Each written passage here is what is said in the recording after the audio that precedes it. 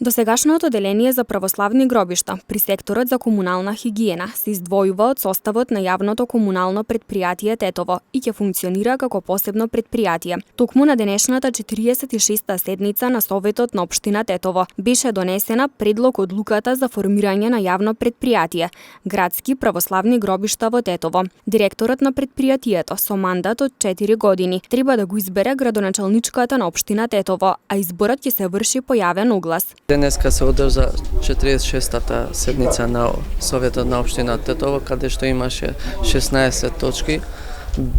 Би ги одвоил само дел од нив, што е предлог измена и дополнување на буџетот на општина Тетово за 2021 година.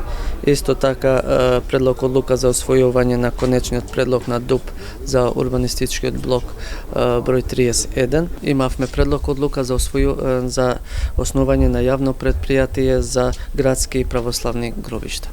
Значи се одвојува од ЈКП, станува претпријатие. На 46-та седница на Советот на општина Тетово, меѓу другото, на дневниот ред се најдоа и точките за давање согласност за измена и дополнување на статутот на тетовските основни училишта Лирија и Андреа Савески Ќиќиш.